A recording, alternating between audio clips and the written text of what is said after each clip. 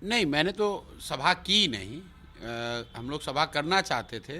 सभा करने के क्रम में जो लोग वहाँ जुटे वो हम लोग की समझ से आधे से कम लोग थे। आधे से ज़्यादा लोगों को सरकार या प्रशासनिक लापरवाही की वजह से वो वहाँ तक नहीं पहुँच सके। कौन ही राजद के बयान पर कुछ टीका टिप्पणी करना बहुत ज़रूरी नहीं समझता हूँ।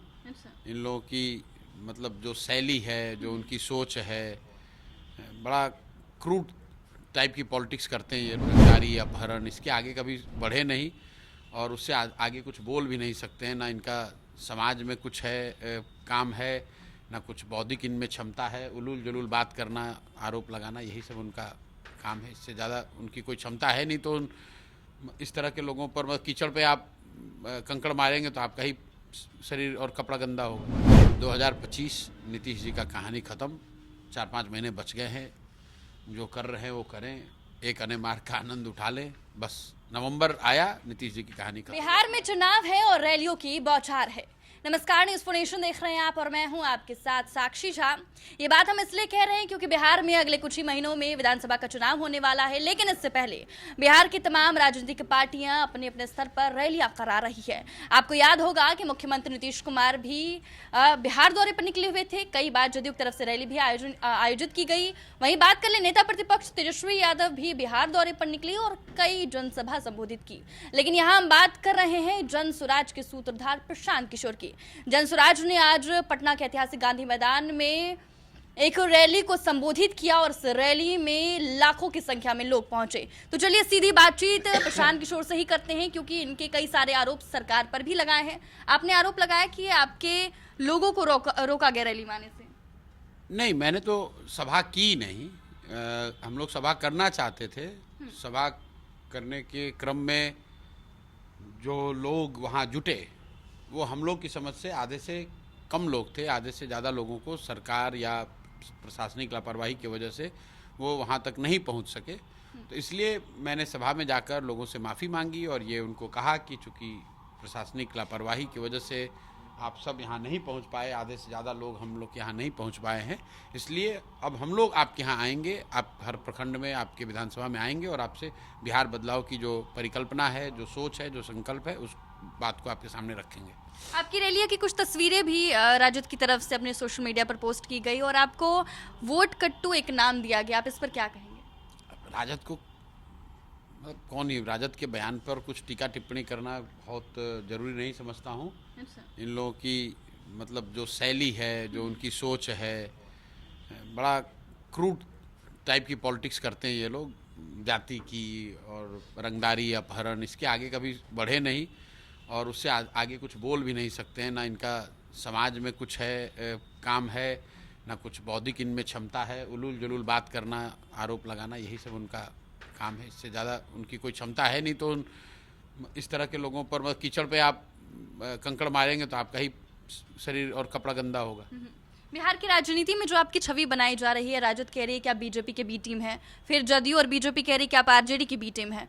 आप इस पर क्या कहेंगे, क्योंकि लगातार ये बयान आपके लिए आता रहा है? बस आपने सवाल में उसका जवाब दे दिया कि दोनों बैठ के पहले तय कर लें कि किसकी बी टीम है, फिर मैं उसका जवाब दे दूंगा। अच्छा, 20 तारीख से आप जा रहे हैं, जैसा कि हमने सुना है कि आप हर विधानसभा जाएंगे, लोगों से बातचीत करेंगे, क्या स्ट्रैटेजी है? नहीं, अभी तारीख निश्चित नहीं करी है। आज तो घोषणा ही की है कि जाएंगे और उसके बाद जब बस कोई स्ट्रैटेजी नहीं है। जो बात आज बिहार बदलाव की कहना चाहते हैं, जो पिछले 2-2.5 साल से जो सीखा, देखा, समझा, बिहार बदलाव की जो परिकल्पना सोच है, उसको लेकर घर घर जाएंगे। अच्छा, जितनी उम्मीद थी आपको रैली में कि लोग आएंगे, आपके कार्यकर्ता आएंगे, क्या लग रहा है आपको कि आपकी उम्मीद से ज्यादा लोग आए थे? नहीं, ठीक है, चलेगा। नहीं, रैली में कितने लोग आए और मेरी क्या उम्मीद थी वो महत्वपूर्ण नहीं है।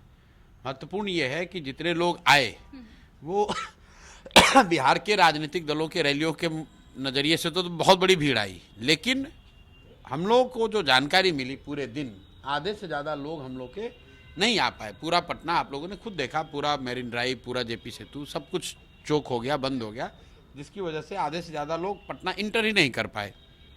तो ये इस प्रयास का या जनसुराज के अगुवा होने के नाते मेरी जिम्मेवारी है कि जब परिवार के आधे सदस्य नहीं आए हैं तो उसको, उस कार्यक्रम को स्थगित कर दिया जाए, उस कार्यक्रम को न किया जाए। इसीलिए कोई भाषण नहीं हुआ, इसीलिए कोई इस तरह की विस्तृत चर्चा नहीं करी गई। सिर्फ जाकर मैंने ये बताया कि भाई आधे से ज़्यादा लोग नहीं आ पाए हैं, हम लोग की तमाम 3-4 घंटे की कोशिशों के बावजूद हम लोग उनको मैदान तक नहीं पहुंचा पाए।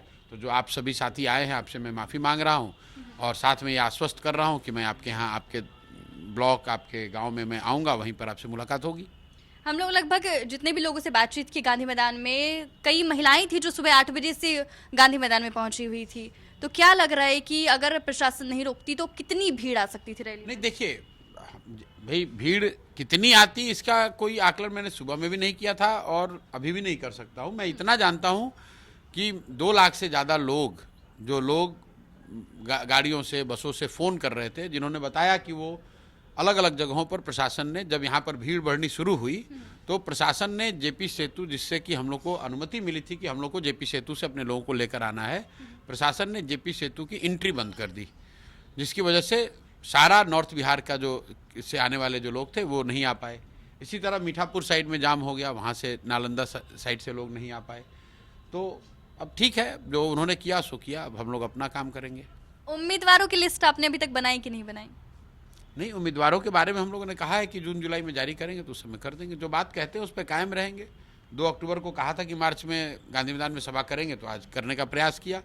और पहले कहा है कि अब जून जुलाई में उम्मीदवारों की सूची जारी करेंगे, तो कर देंगे। आगे कोई और ऐसी रैली करने का विचार है आपका?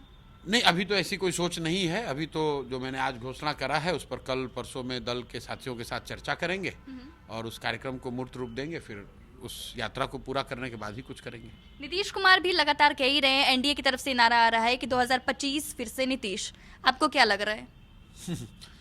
अब 2025 नीतीश जी का कहानी खत्म।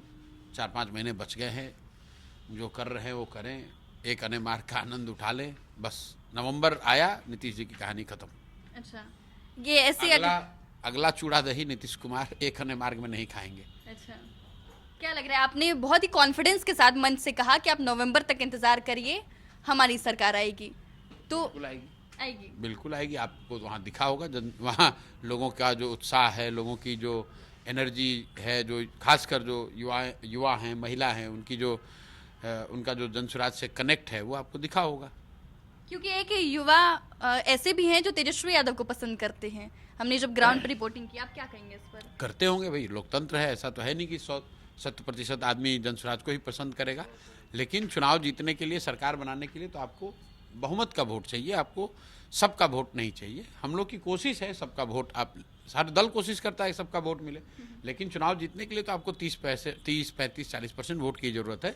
तो अगर कुछ लोग को तेजस्वी पसंद है तो स्वाभाविक है, लोकतंत्र है, कोई किसी को पसंद कर सकता है।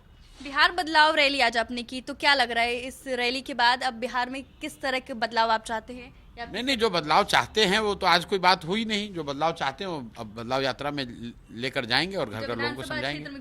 बिल्कुल, तब बताएंगे लोगों को। ठीक है, बहुत बहुत शुक्रिया आपका। तो देखिए, हमारे साथ प्रशांत किशोर थे, जिन्होंने बताया कि आगे की इनकी स्ट्रैटेजी क्या है। अब ये सीधे विधानसभा क्षेत्रों में जाएंगी और बातचीत करेंगे आम जनता से सीधे। फिलहाल के लिए इस खबर में बस इतना ही। आप देखते रहें न्यूज़4नेशन।